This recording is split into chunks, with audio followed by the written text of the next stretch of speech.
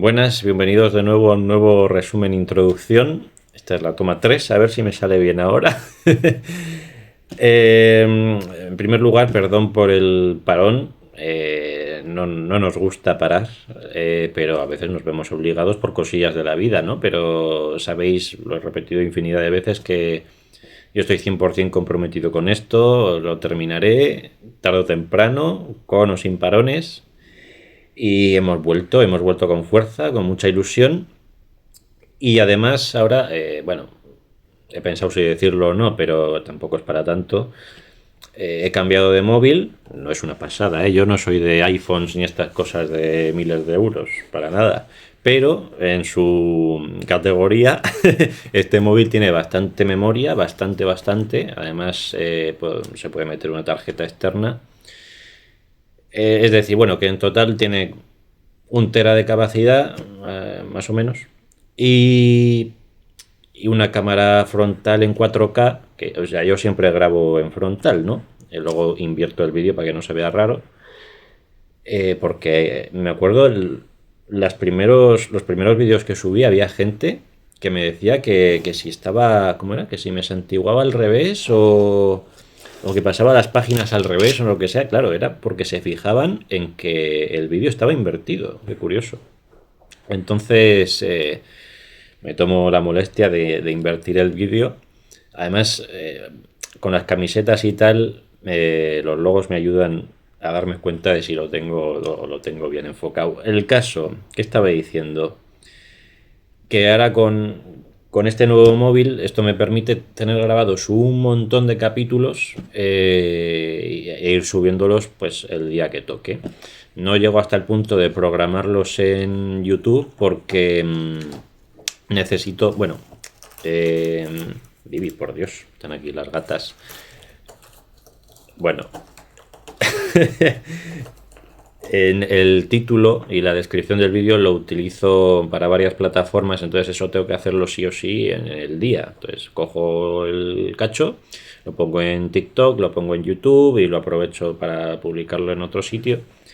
Entonces eso no puedo programarlo con anterioridad. Seguramente se pueda, ¿no? Con alguna cosa de inteligencia artificial y tal. Os contaría más cosas de inteligencia artificial y lo que he intentado aprovecharla, pero no viene al caso. No, en fin, bueno, cosas del parón que ha habido, ¿no? Pues eso, que el canal va a coger su ritmo. Ahora podemos fallar mucho menos. Sí que tengo que estar un día grabando a saco, pero ya está grabado. Editarlo cuesta muy poco, así que nada, tengo ya grabado. O sea, ahora cuando estoy grabando esto, todavía estoy por jueces 15 en YouTube. O sea, queda hasta jueces 21. Estoy grabando el resumen. Me estoy pensando si el libro de Ruth lo hago como un directo o lo grabo como normal. Es que son solo 4 capítulos. Entonces, a lo mejor hago algo especial y lo hago como un directo. Eso sí, eso me exigiría grabarlo, o sea, no avanzar, o sea, no puedo hacer jueces 15 ahora, hacer el directo de Ruth y luego seguir con jueces, quiero mantener el orden. Entonces subiré todo lo que tenga de jueces, haré el directo y luego seguiré con Reyes, creo que toca, o Samuel, ¿no? Samuel, que Samuel igual lo grabaré también, con antelación. Ya veré, ya veré. Total, qué rollos, ¿no? Sí, total, lo que sea, ya lo veréis. Poco más. ¿Qué me ha parecido el libro este? Pues, hombre, como dice el resumen luego, un poco repetitivo siempre, la misma estructura. Además, siempre Israel está dando de lado a Dios y entregándose a los demonios. Bueno, tampoco se les puede juzgar mucho, ¿no? Porque el mundo, estando hoy como está, pues le pasa exactamente lo mismo. El ser humano siempre tiende hacia el mal, ¿no? Aunque es un ser espiritual que siempre tiene que buscar a Dios, está hecho para buscar a Dios, pero esa mancha del pecado original siempre, la cabra siempre tira al monte, ¿no? Entonces, pero como habéis visto en estos capítulos y dice el resumen y tal, Dios siempre está ahí. Aunque sea el Dios este del Antiguo Testamento más súper duro, que no, y el del Nuevo es el mismo Dios. Cada vez estoy viendo más semejanzas en su comportamiento, a pesar de que esto pueda parecer todo más sangriento, vengativo, no sé qué y tal. Al fin, siempre ves que Dios siempre está ahí, siempre perdona, siempre, si haces por volver a Él, siempre está ahí. Así que bueno, que no se le puede culpar al pueblo de Israel.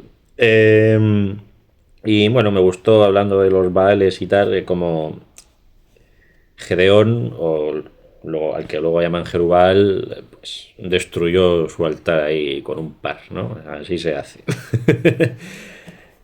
Así que bien, ha estado bien el libro a pesar del parón. He tenido que repasarlo para volver a, no sé, para grabar este vídeo. Y nada, es que me quedo con Jerubal. Pues sin más dilación, aquí tenéis el resumen introducción. Nos vemos en Ruth. Jueces, introducción. Texto. El libro de los jueces, atribuido por la tradición a Samuel, se encuentra entre los de Josué y Primer Samuel. La Biblia hebrea lo incluyó en los profetas antiguos, mientras la cristiana le dio cabida en el apartado de los libros históricos. El título no responde a la práctica común de los libros del Pentateuco de encabezar un escrito por sus palabras iniciales, sino que fue escogido el término juez, apelativo de sus figuras principales y voz que dio nombre a un periodo de la historia bíblica. Son 12 los personajes a los que quiso calificar el título. Los 6 denominados menores de 2 listas exiguas, Samgar, Tolá, Yair, Ibsán, Elón y Abdón, y los otros 6 mayores de los que se ocupa el grueso del libro, Otoniel, Ehud, Débora y Barak, Gedeón, Jefté y Sansón. Ahora bien, cuando se habla de jueces, no se ha de pensar que los personajes a quienes se aplica este apelativo lo fueran conforme a la acepción española del término. Su función responde más bien a los significados de la raíz semítica que se traduce por juez y a lo que se entendía por tal en el Oriente bíblico.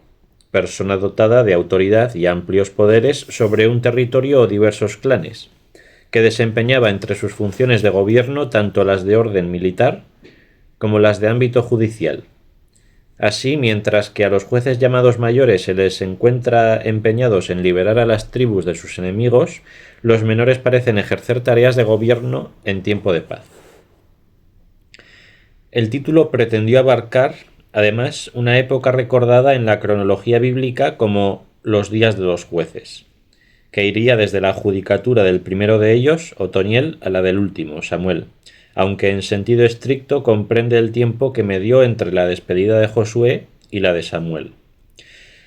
La obra debió de seguir, a paso lento, el mismo camino de otros libros bíblicos. Parece razonable suponer que a una primera etapa de transmisión oral de algunos hechos le siguiera el laborioso proceso de fijación por escrito.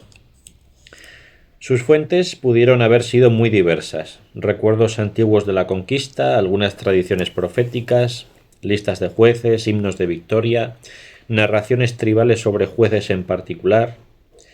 Durante la época monárquica, el libro se fue gestando desde una perspectiva nacional, sucesos añadidos, retoques y reelaboraciones hasta los años del exilio y los inmediatamente siguientes al regreso de Mesopotamia le dieron su forma final.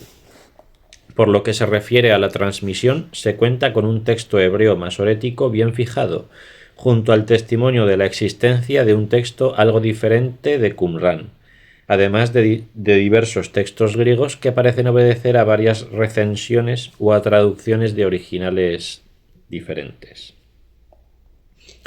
Contenido y división. Lo mismo que el libro de Josué, que comenzaba con las palabras después de la muerte de Moisés, Jueces comienza con estas otras, después de la muerte de Josué, seguidas de la narración de los hechos relativos a la conquista y asentamiento de las tribus, donde los había dejado el libro precedente. Los 3 primeros capítulos son una introducción que resume el asentamiento de las tribus y ofrece varias reflexiones en torno al contacto de las mismas con la cultura y la religión cananea. Verso a verso se suceden las campañas de Judá, Efraín, Benjamín y de las tribus del norte, así como la toma de ciudades importantes, sin ocultar en ningún momento la superioridad militar de los cananeos ni el nombre de los territorios que siguieron controlando.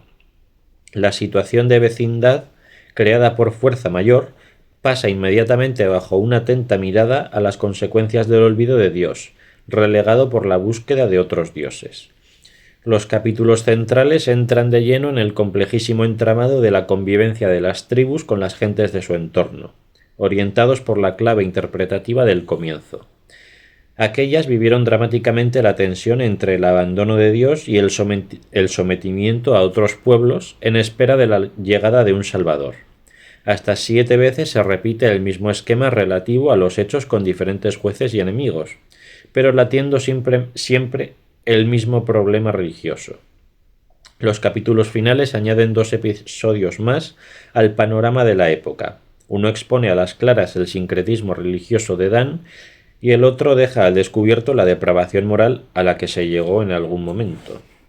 Una mirada al siguiente esquema permite visualizar los 3 apartados del libro con sus pormenores.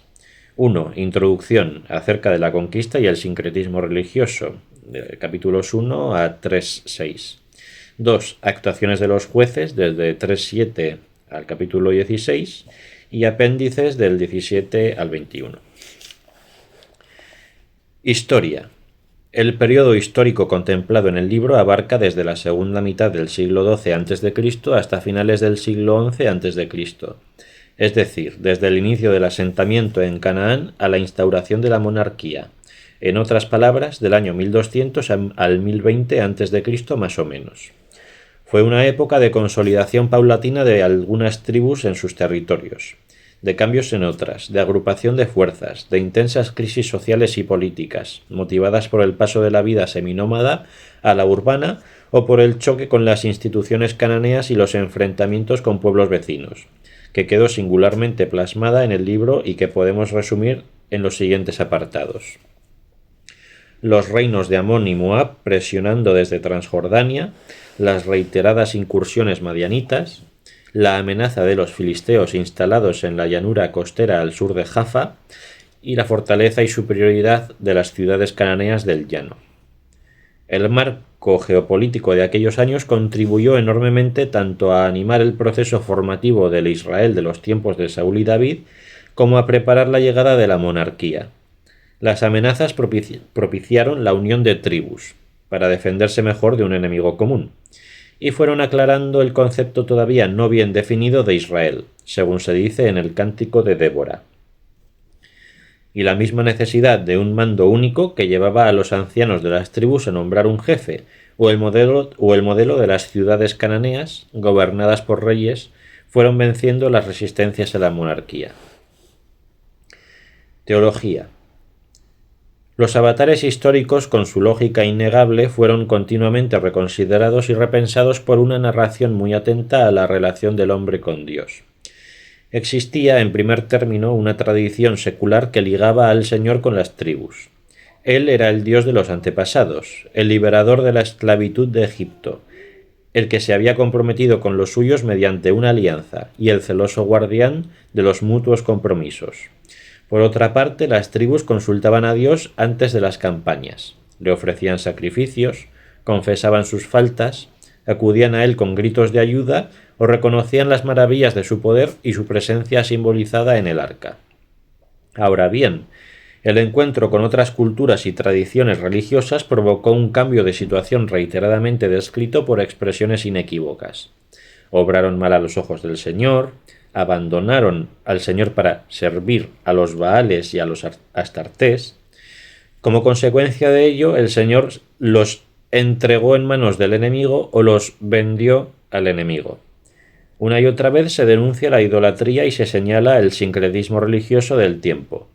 Altares erigidos a Baal, el culto a su imagen revestida con el efod, la sustitución del Señor por Baal Berit, el culto a los ídolos en casas particulares o en un santuario. A pesar de todo, el Dios de la secular tradición religiosa de las tribus no se olvidó de sus compromisos ni desertó de su lugar junto a los suyos, ayudándoles mediante los jueces. Los convocó para una misión antes de su nacimiento. Los revistió o hizo venir su espíritu sobre ellos. Los agitó o fortaleció. Les ordenó disponerse para la lucha o envió su ángel para reclamarles e incluso trazó la estrategia que habían de seguir en sus actuaciones. En este sentido, la tradición bíblica destacó la ejemplaridad de los jueces en el contexto de su época y los supo apreciar dedicándoles grandes elogios, como se ve posteriormente en diversos libros.